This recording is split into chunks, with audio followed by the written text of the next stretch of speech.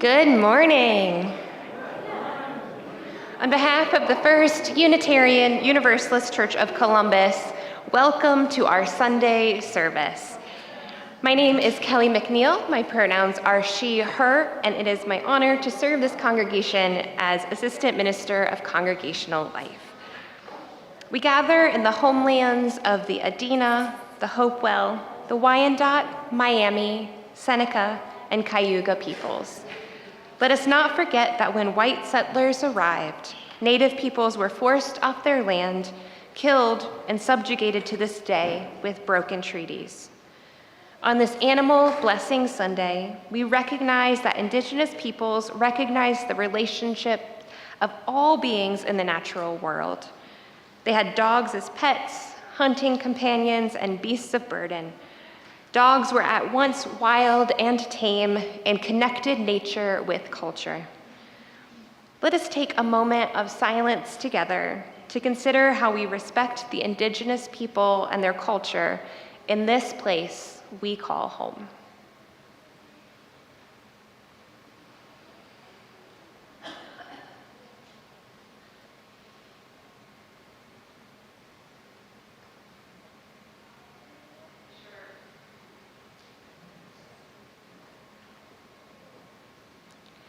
Katie will now lead us in our opening hymn, Come, Come, Whoever You Are. The words that bid welcome across time were written by Rumi, a Sufi mystic from the 13th century. The words will appear on your screen. They are also number 188 in our gray hymnal. Please rise as you are willing and able, and let us sing together. And we'll sing through 2 times.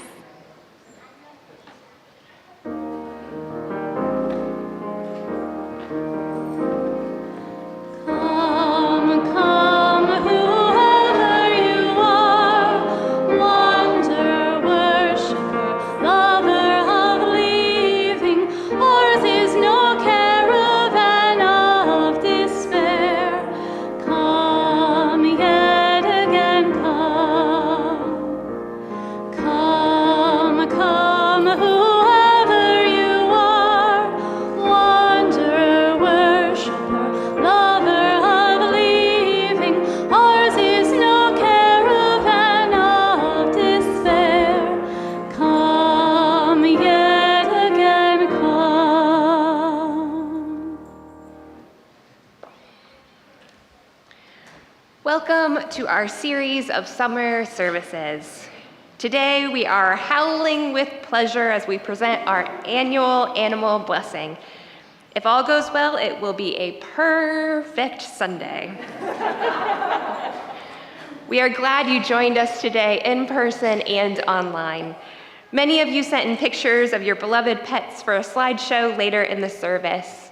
Some of you brought your dogs, maybe some cats. I see some birds with you today. If you are online, I invite you to snuggle up with your cat or other 4-legged friend. And if you're here in person and you find that your doggy might need a little special treat, there might be a bag up here for them. And for the humans, please let us know that you are here today by filling out our check-in form, online or at the greeter's stand. This simple act helps us maintain connections within our congregation. You can access a digital order of service, our Joys and Sorrows form, and our donation page by scanning the QR code on your screen, or by visiting firstuucolumbus.org/Sunday. We also have pen and paper Joys and Sorrows cards if you wish, and they are back at our candle table. We have a couple of announcements this morning. I hope that you can join us on Saturday the 27th at 2 o'clock for my ordination. I am truly honored that you all voted to ordain me in the Unitarian Universalist ministry, and I look forward to continuing to serve you all as Reverend Kelly McNeil. So thank you.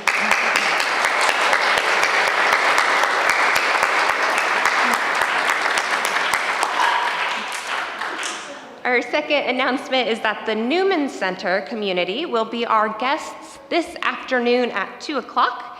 They will gather for a meeting of discernment to decide next steps after the diocese forced them to leave their premises at OSU. Please help us make sure the sanctuary and other areas are clean when you leave so we can welcome our guests to our first UU home. I would now like to invite all of our children in the room who would like to help bring in the light to meet Nikki back in the back, waving her hand, and go out into the welcome hall to prepare. Our young people will return in just a few moments. Now let us center ourselves as we listen to this morning's prelude.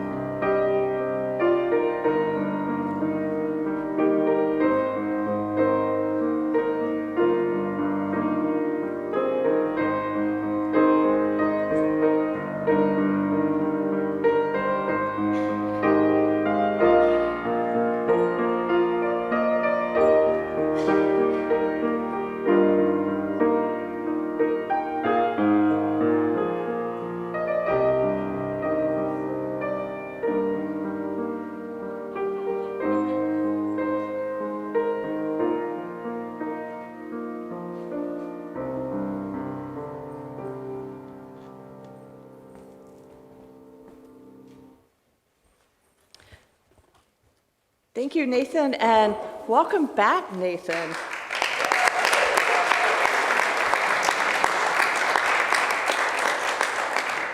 Nathan is down to a boot instead of a cast, so this is very good. And yes, continued healing. Yes. Okay. It is now time for our children, if they're ready, to bring in the light.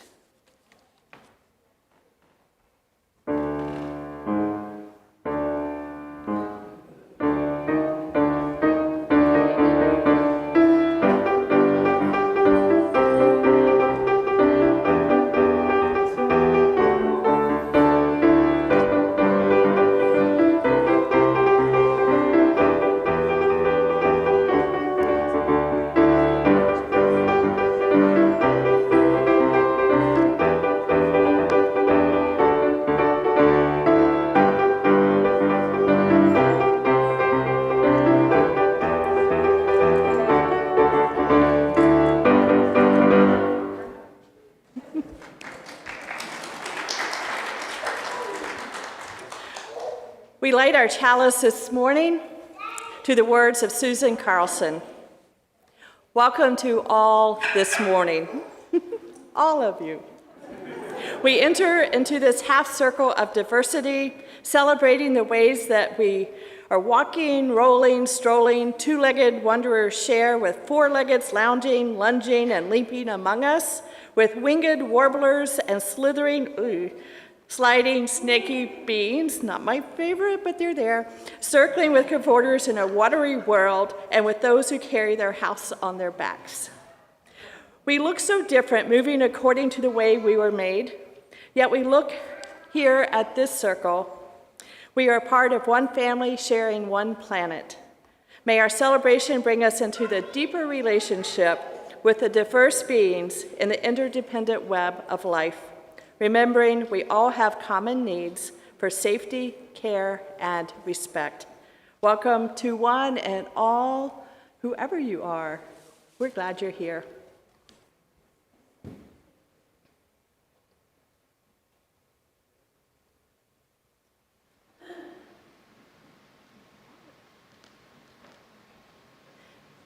Thank you, Devin. Our chalice is lit.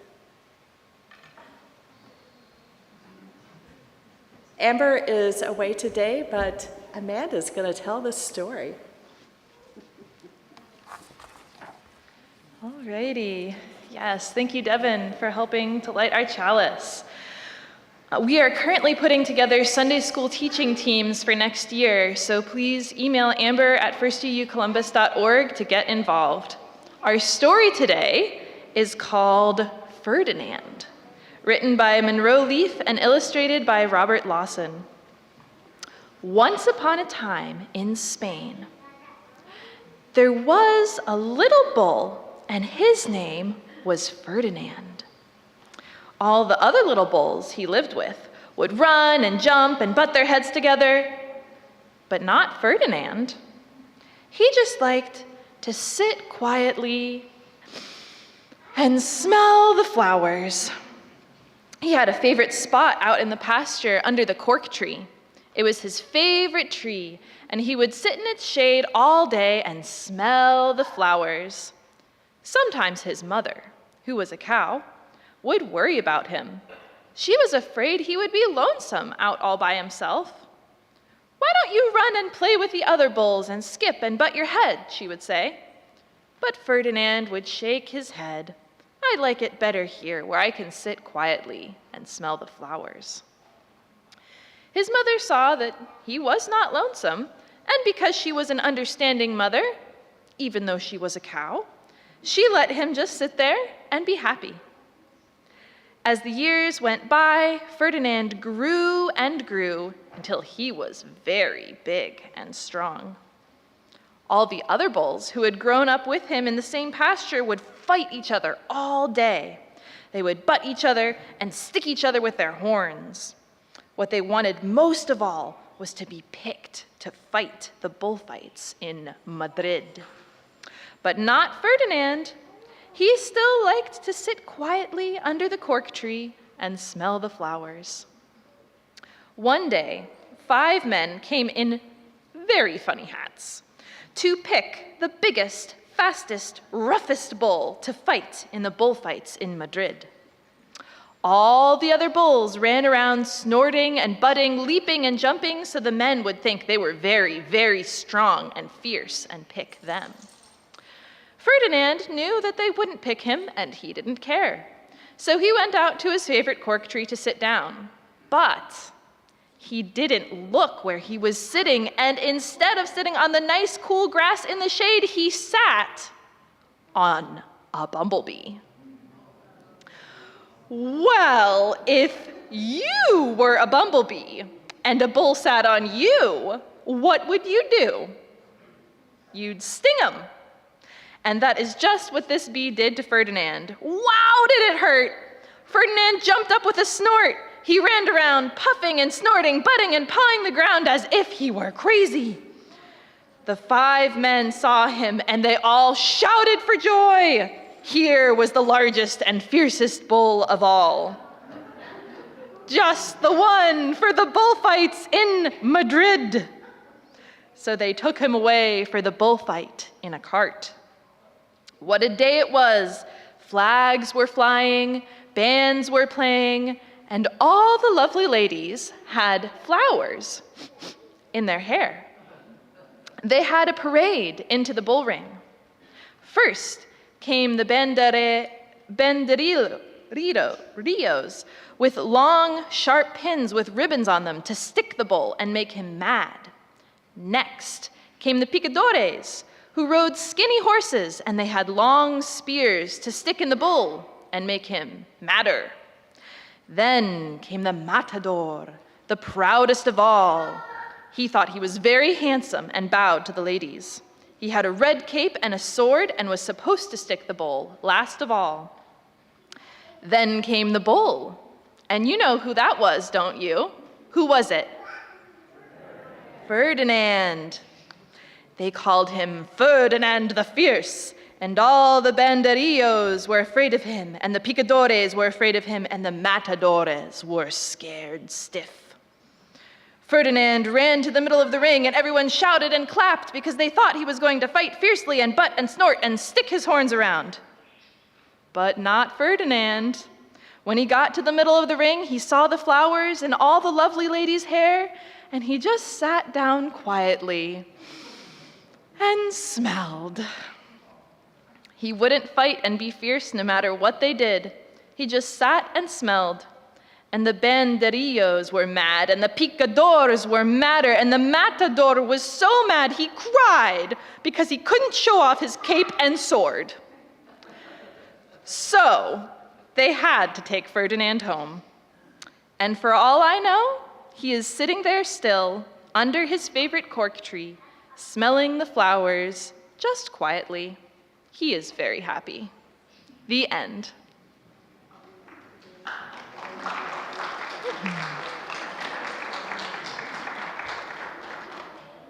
This story of Ferdinand is of a gentle-souled young misfit who sits out the perpetual headbutting by his peers who hone their bull skills, instead choosing to smell the flowers under his favorite cork tree in solitude. His mother, at first worried about his bullishness, realizes her son's difference and trusts that he would find his own way. May we remember Ferdinand as we extend our love and compassion to all creatures, great and small. I now invite the congregation to remain seated and to form a sheltering arc of love as we sing our young people back to their families and out to class.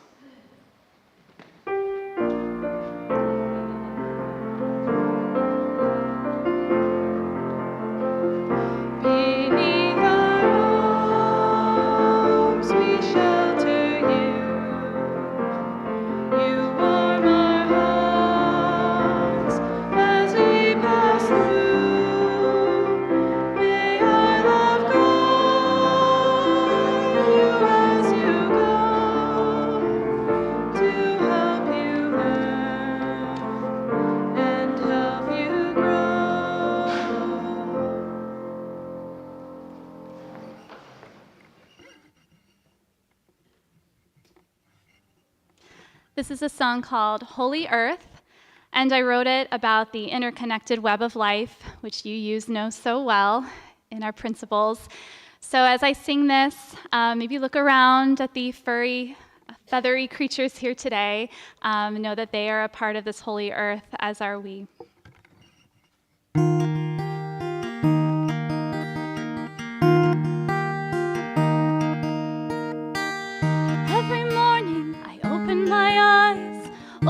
Wondrous things I see. I sit up and blink once or twice, think how happy I am to be me. When I think of my darker days, when I look and see just gray, I think, was I awake at all on those days I felt so small? Holy earth, you woke me from sleep and brought me into sun. Holy earth, you showed me that I could be the dove of your love.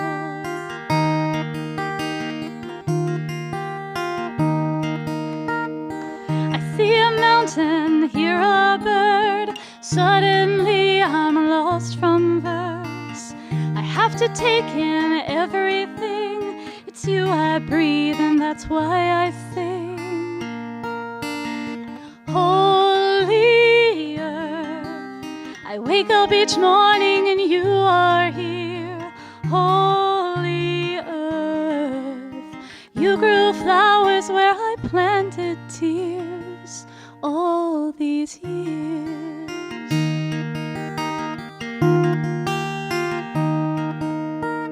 I used to ponder the what is of life. What if good people suffer and bad people thrive? I used to think that all meaning was gone, but when I look around, I see I was wrong. Love continues on.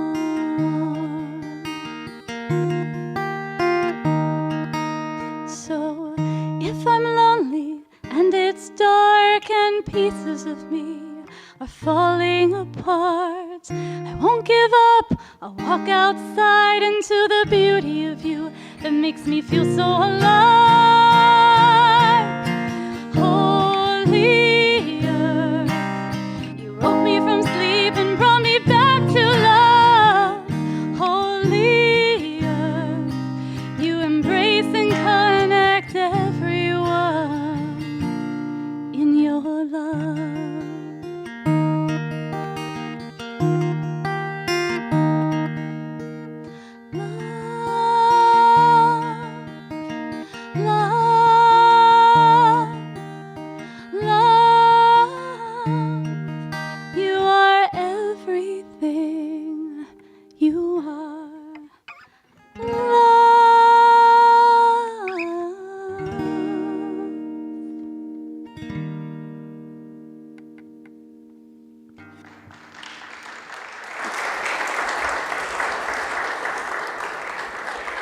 Thank you, Katie. That was perfect for today.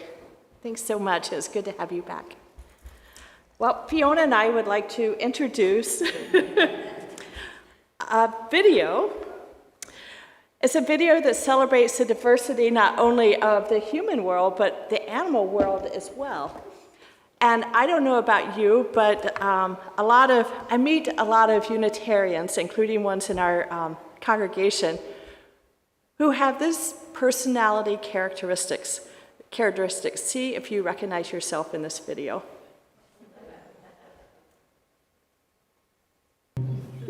What happens when you put a bunch of introverted dogs together? Take a look.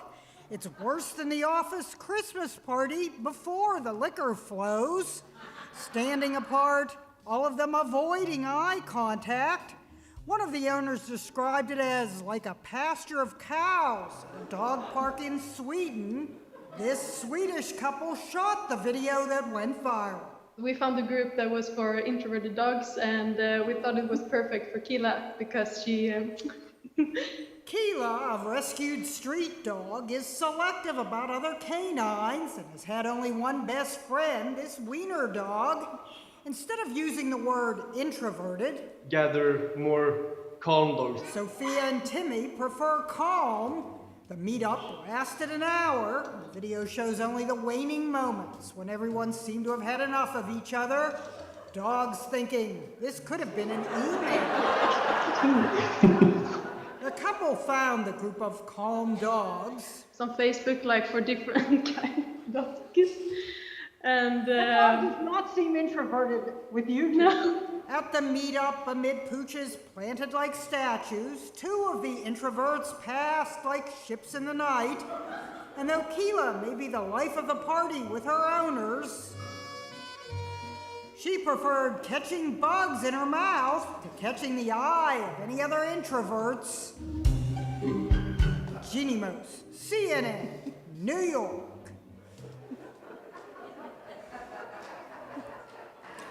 I thought you might enjoy that one. And now we have another special treat this morning. Jeremy Dunn is going to play a song for us. He played it at Myra and Kristen's wedding on Friday. It was perfect then, and it's also perfect today. And thank you very much. The song is Love Like You.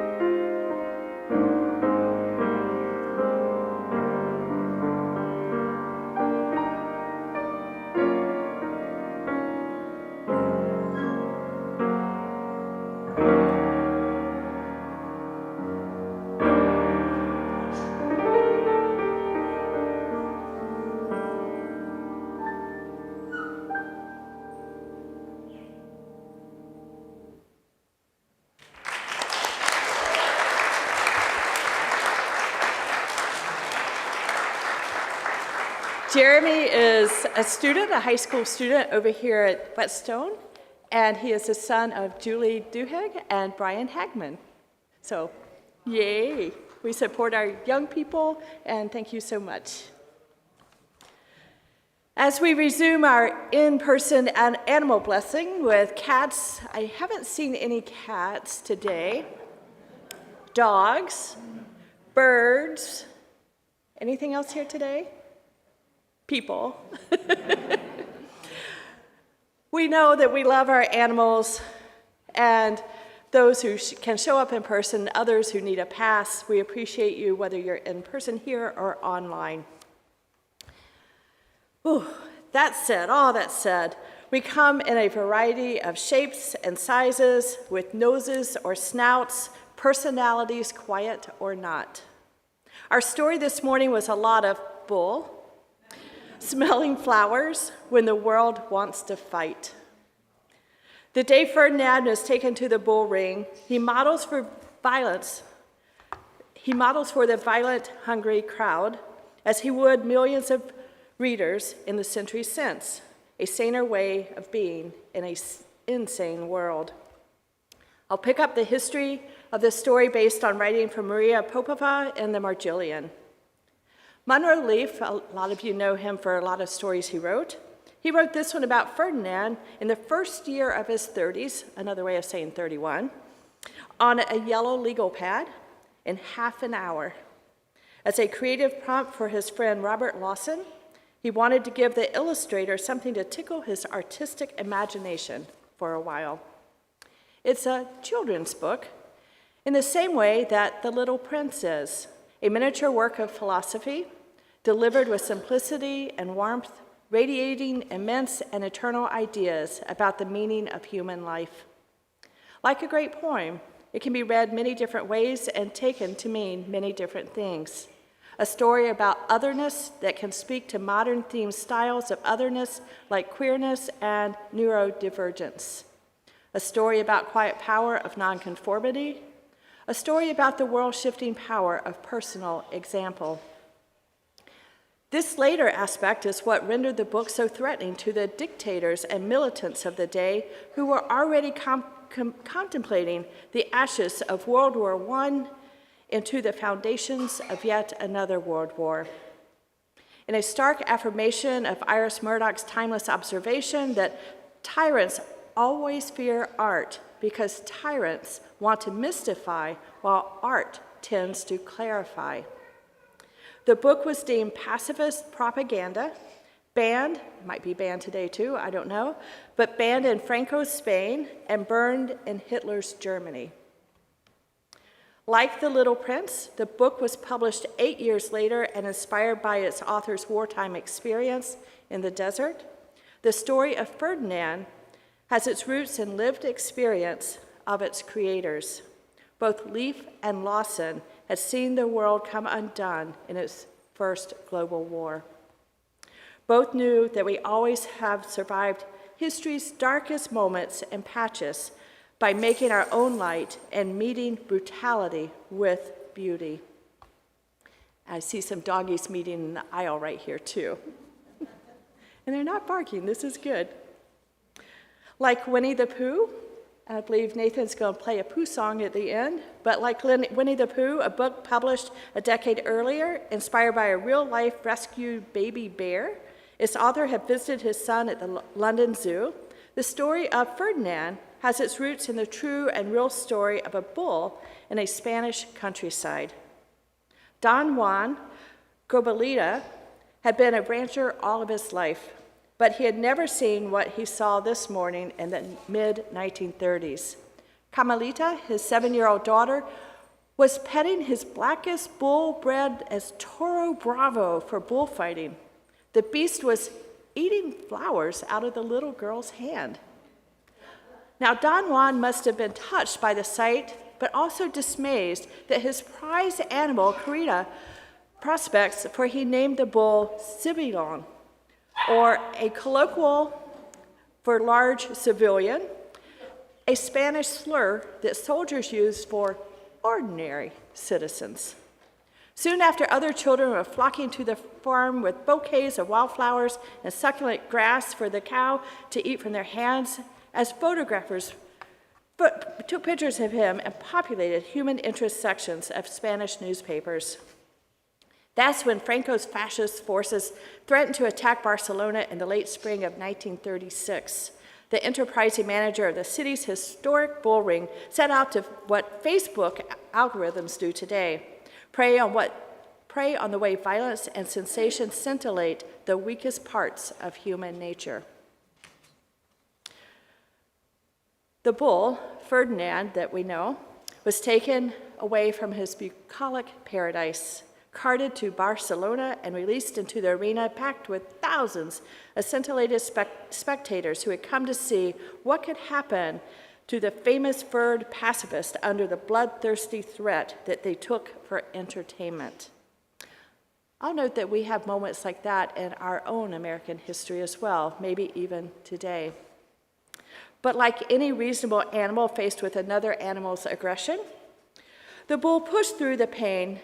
The picadors were stabbing between his shoulders and charged back, chasing them to their barricade.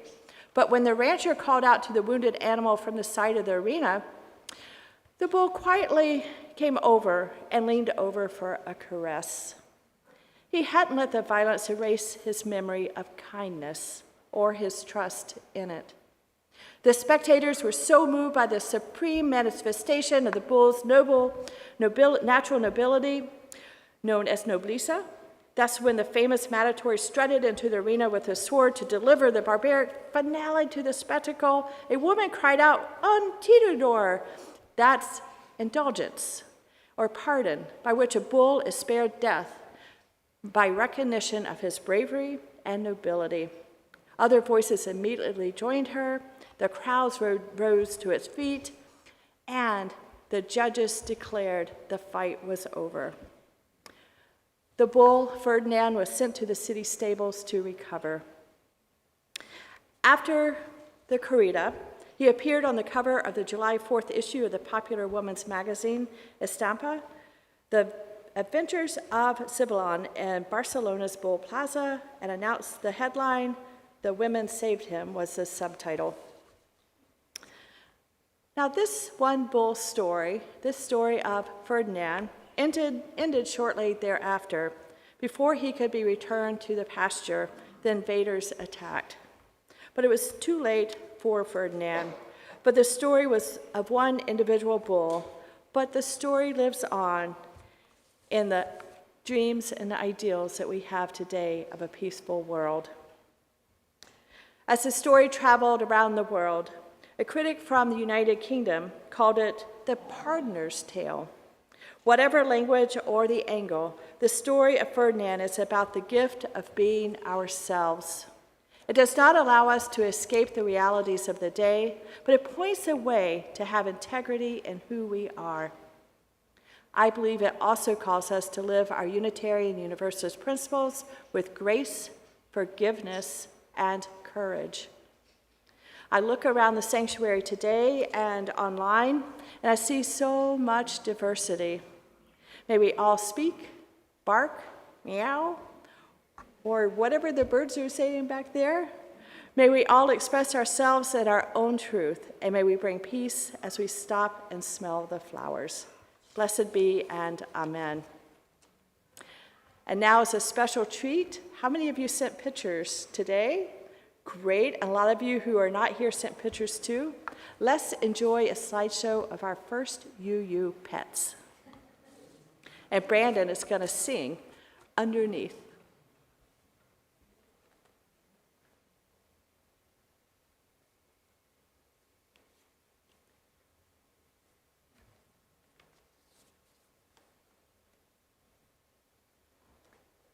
Just do one click. One click.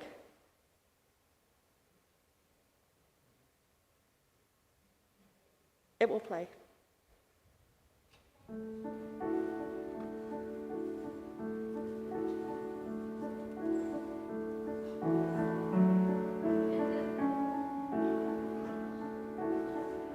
Bless the beasts and the children.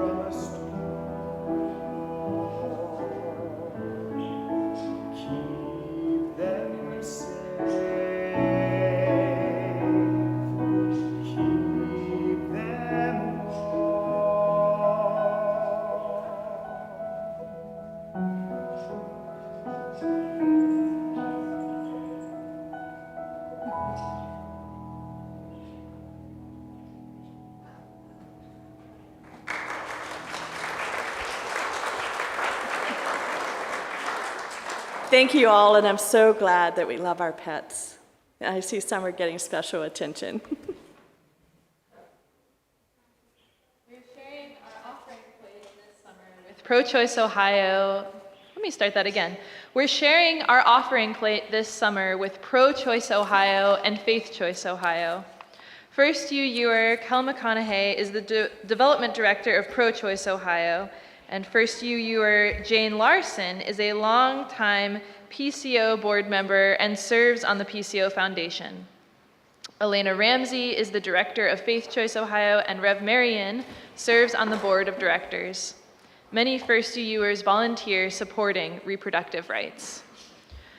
Reproductive health care is a justice issue.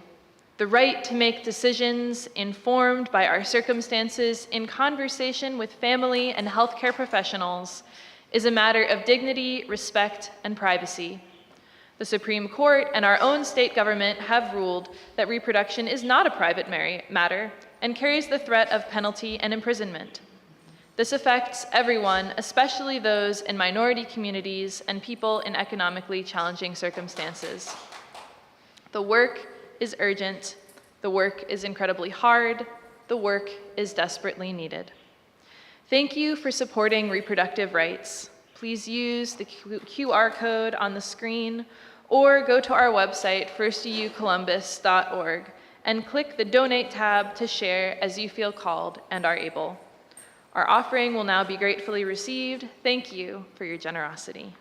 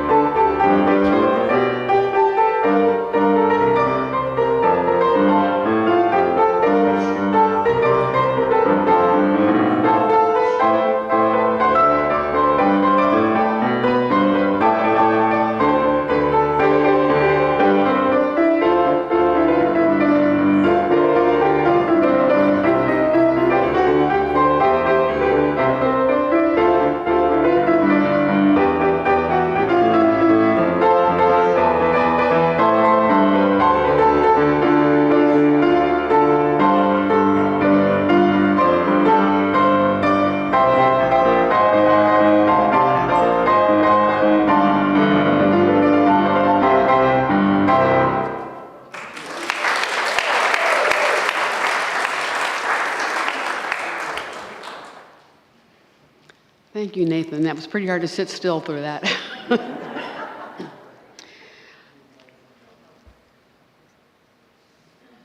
For our caring meditation this morning, I offer words by Izumi Shikabu. Although I try to hold a single thought of Buddhist teachings in my heart, I cannot help but hear the many crickets' voices calling as well. This morning, we lift up some major events of the larger community. I want to lift up the tragedy of the Salman Rushdie attack in Chautauqua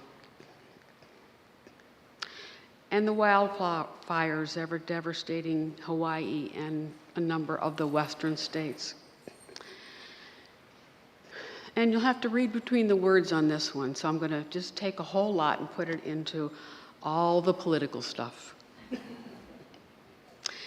Today we sit surrounded by these many connections, both visible and invisible, that remind us every day that we are not alone.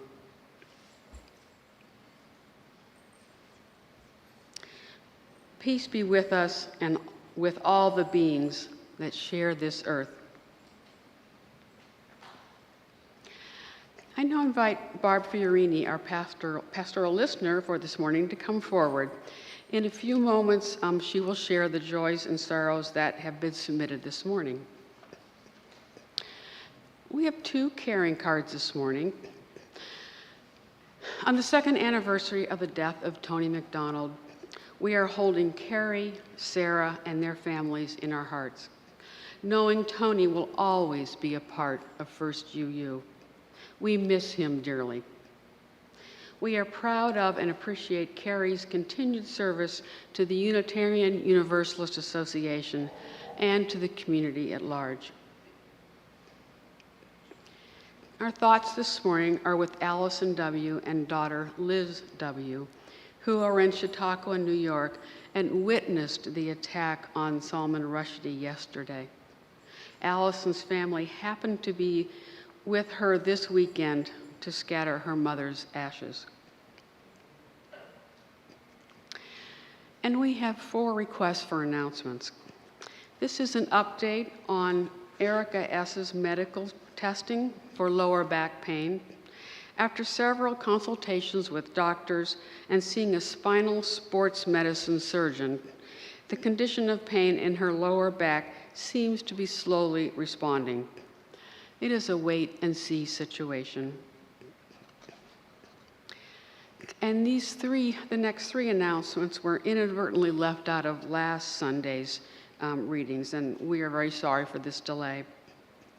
Tom P. writes, this week, all 3 cities, and I believe this is where his brother lives, were hit by mass shootings.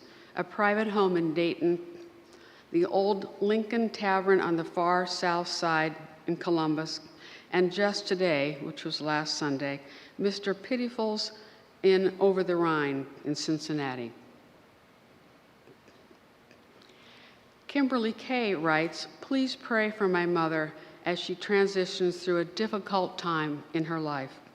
Her partner of over 20 years recently passed, and she is struggling through her grief and transition. Thank you for all your amazing love and support of our fellow spirits. All my love, namaste, says Kim. And Brad B. writes with joy, my wife, Tam Stafford, and I were married 30 years ago on August 7th.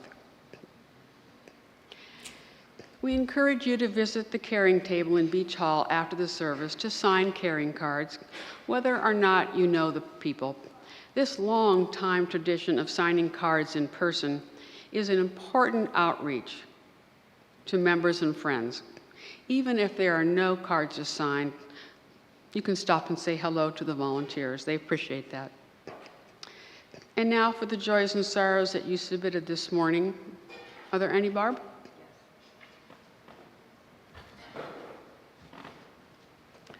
Good morning. We have 2 that have come in just this morning. One is from Brad B. He's asking for an animal blessing for their cat, Mary, who could not get along with our other cat, and so she went to live with our daughter. And another one from Laura and Danaya. Our dog, Sparky, turns 5 tomorrow. That's it.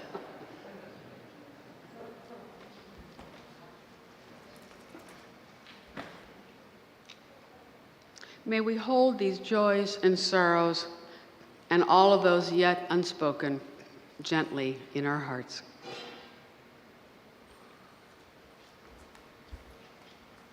We usually ring the temple bell at this time, but I'm aware that some of our furry friends might be not used to that. So I invite you into maybe about 15, 20 seconds of silence and just consider all the life that's in this room.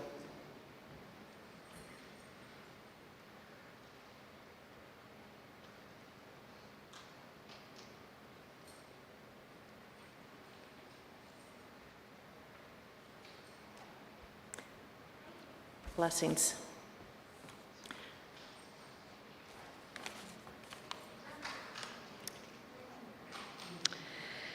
All right, these words of animal blessing are adapted from Reverend Tracy Sprouls Jenks. So this is our annual animal blessing, and we take time once again to have this formal ceremony to give thanks and bless our companions in life. Cats and dogs, birds and chickens, turtles and fish, and so much more. This ceremony also acknowledges that our lives are made fuller and richer by all the creatures that inhabit the earth with us, not just those who live with us.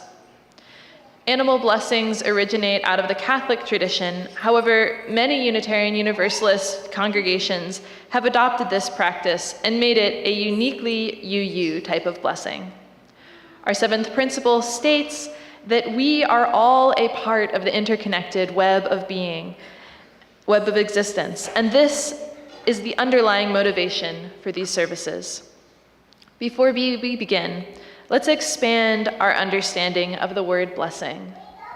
A blessing is an expression of gratitude or a wish for happiness for a person or another being. It is for this purpose that we have come together today, to acknowledge how our lives have been blessed by our animal friends and to express our happiness and gratitude that they make this so. And so now I would like to invite those who would like to bring their animal friends forward for a blessing to do so.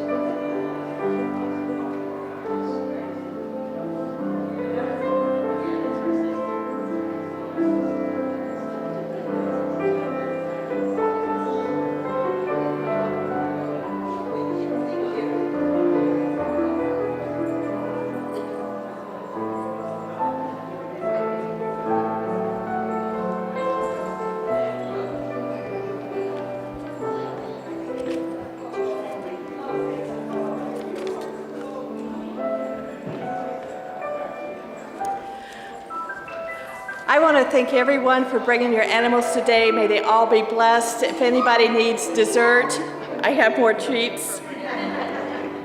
It's all good. I'd like to end with a blessing for compassion, whether you are in person or online. In the spirit of love and compassion, let us bless the wild and the tame, the beast and the singing birds, the cats and the dogs and the animals in our lives and in the world. Let us regard them with tenderness, large animals that roar and small things that have no words. Let us all be kind. Blessed be and amen. And now, for something fun, I invite you to rise as you're willing and able. We're going to sing our closing song, When the Spirit Says Do, but because it's animal blessing, follow the words that will be on your screen, but be careful on your howls because you might get a chorus joining in, and we don't want them too excited. Katie's going to lead us.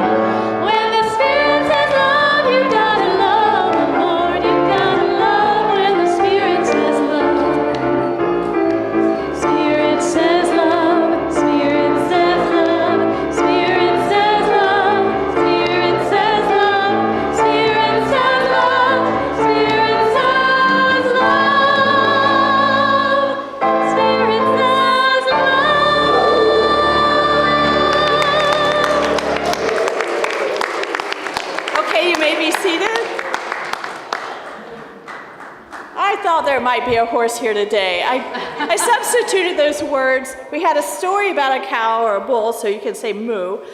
We didn't have any pigs showing up, except for I think somebody ate too many treats. But I think we had the rest of it covered, especially with love. Thank you for joining us today in person and online for our annual animal blessing. I leave you with a blessing from Phyllis Hubble. May we each see the miracles of life and love in all the animals with which we share our lives. In the cold nose of a dog, in the warmth of a cat on your lap, in the wondrous otherness of the hamster and the songbird, in the graceful beauty of the goldfish. Bless them all as they bless us. If you're online, I invite you to bring your chalice closer so that we can extinguish the flame together. If you're here in person, I invite you to greet all the animals. You can start greeting the animals during the postlude, but actually I invite you to listen to the postlude because I think Nathan has something from Pooh, so that should be good too. And the kids can go say hello to the horse, and that would be good. But in the meantime, I invite you to join with me in our chalice extinguishing words. We extinguish this flame, but not the light of vision.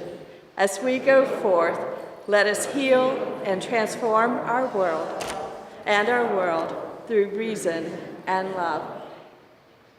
Our flame is extinguished, but the light lives on in our hearts and in our lives. Please remain seated unless you're going to visit one of the critters as Nathan plays our postlude, and we'll see everybody after the service in Beach Hall for more fellowship and conversation, and maybe some coffee.